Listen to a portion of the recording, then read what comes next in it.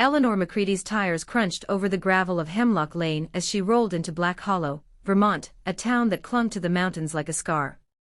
20 years had done little to soften its edges. The same saltbox houses hunched under slate-gray skies, the same crooked sign for Marlowe's General Store creaked in the wind, and the same eyes followed her from behind curtains as she drove to the house she'd inherited, the house where her mother had slit her throat in the attic. The locals called it Widow's Walk. Not for its architecture, but for the women who'd died there. For generations of McCready women, each found with their wrists or throat opened, each having carved the same phrase into the floorboards, "She walks with me." Ellie's mother had been the last. Now the house was hers. The house. The Victorian loomed at the end of the lane, its sagging porch and boarded windows like a skull's grin. Ellie's terrier, Buster, whined as she jimmied the rusted lock. Inside, the air tasted of mildew and old blood. Dust motes swirled in the thin light, settling on furniture still draped in yellowed sheets. Upstairs, the attic door hung ajar. She didn't sleep that first night. The house groaned like a living thing. Floorboards creaked under invisible footsteps. At 3:33 a.m., Buster snarled at the basement door, his teeth bared at nothing. Ellie poured vodka into her coffee the next morning, and told herself it was just the wind. But the whispers began on the third day. They seeped through cracks in the walls, voices like rusted blades, *, "You left her. You let her die." Ellie's mother had said the same thing in her final months, vodka slurring her words. "You're just like your father. Cold. Selfish." Now the house seemed to exhale her ghost. Ellie drank more, her laptop filling with frantic notes. *, "Is this grief? Guilt?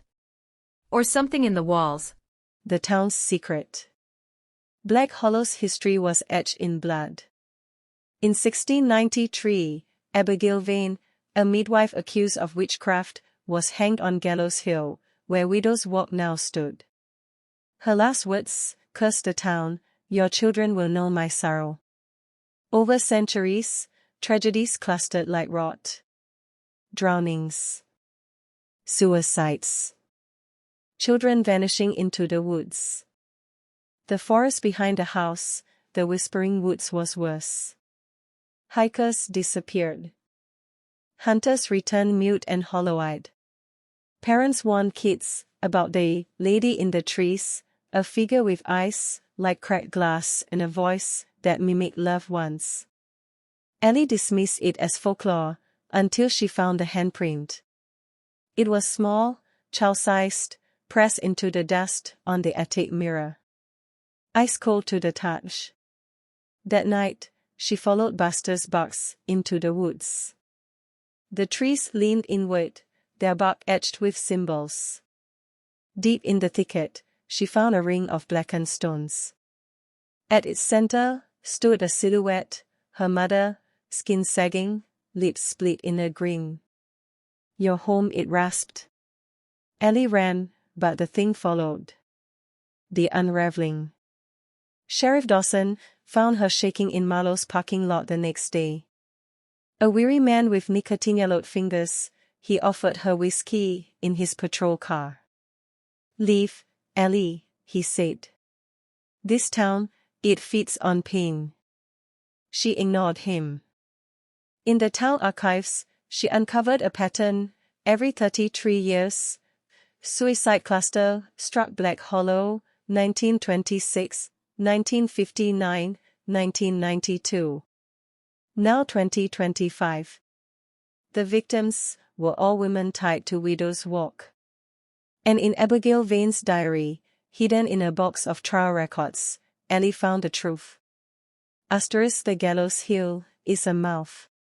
It hungers. It wears the faces of those we feel. It lives in the woods. That night, Sheriff Dawson confessed the rest. The town had made a pact long ago.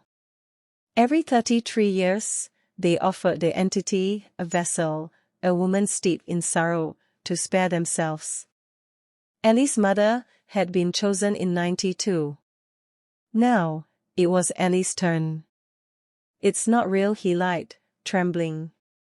It's a sickness. A madness. You have to go. But Ellie knew better.